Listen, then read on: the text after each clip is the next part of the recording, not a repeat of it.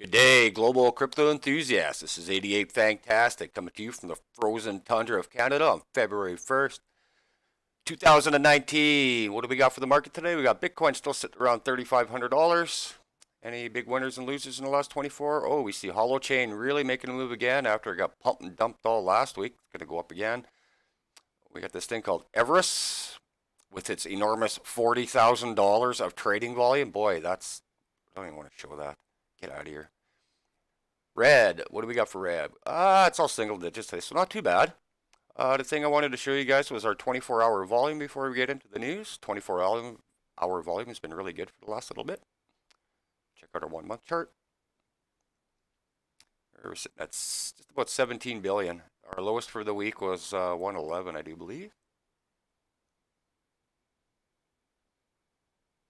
Not too bad. So our normal 24-hour trading volume is between 11 and 12 billion.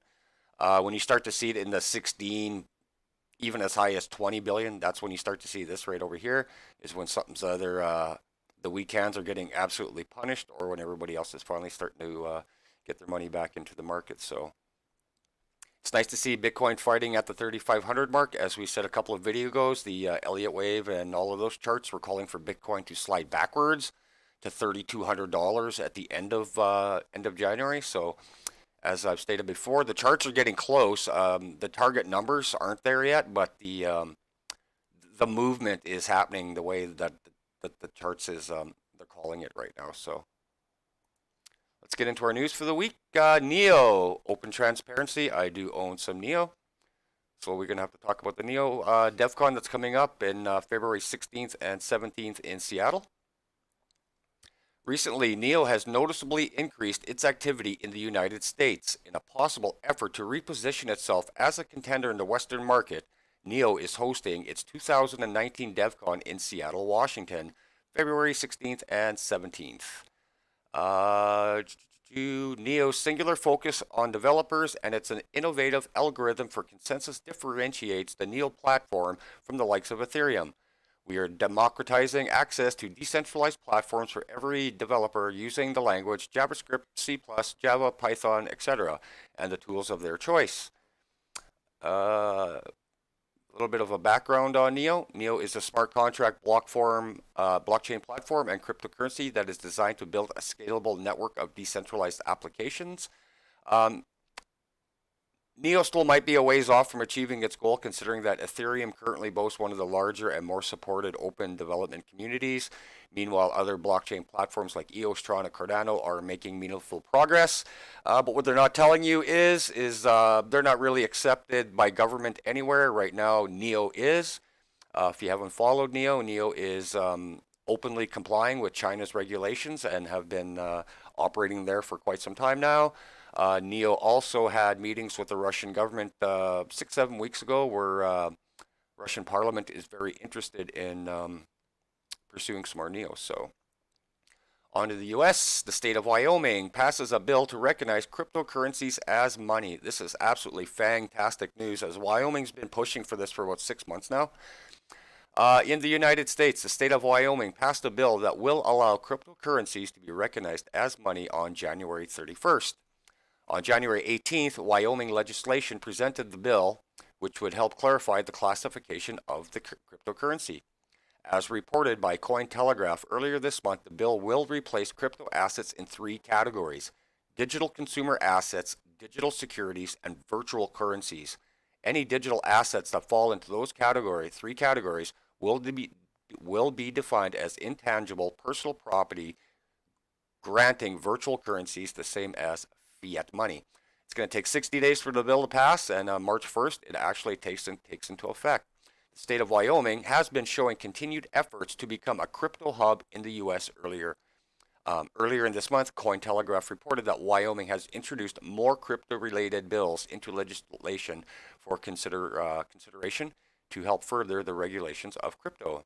So this is absolutely fantastic. Even though Wyoming is a small state, you know what? It's absolutely beautiful out there. They get the same weather that I get. It's cold, it's beautiful, it's warm, it's open.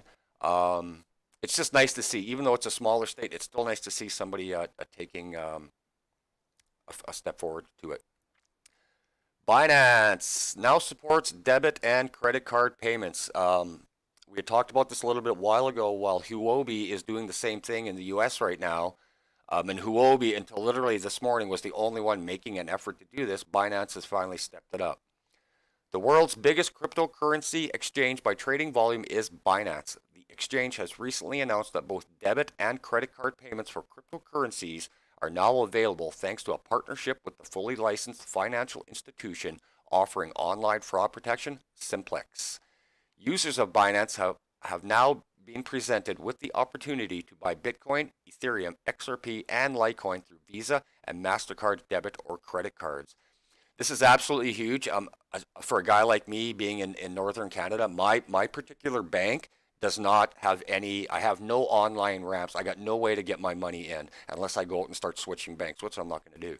So for me to get my real portfolio, I've had to go through other people's credit cards to buy my crypto to make my own real portfolio. So this is nice to see Binance doing it and starting to lead by example. So, and to end it, we've got some really good news coming out of Iran.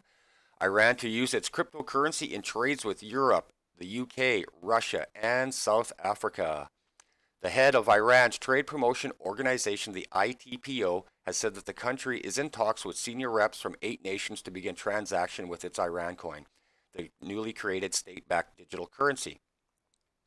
What the article, it's more for sanctions and the whole bit like that because they're having a really rough go with it with certain, a certain country.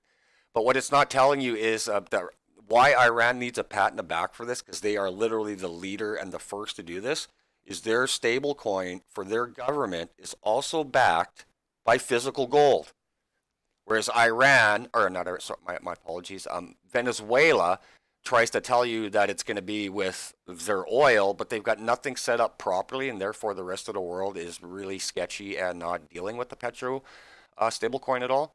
Now that you see that Iran has their coin out and it is backed by physical gold, this should be something for the rest of the countries to start leaning forwards to in the next few months, hopefully by the end of 2019. So one last quick look at the market. Bitcoin still fighting at 3,500 USD, and I have not much more to go.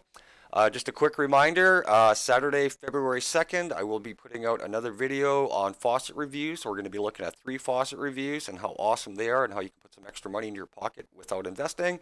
And we're going to call out a scammer too. So that's it for me. Hope you all have a great weekend. Go Patriots in the Super Bowl. And this is 88 Fantastic signing out, y'all. Take care.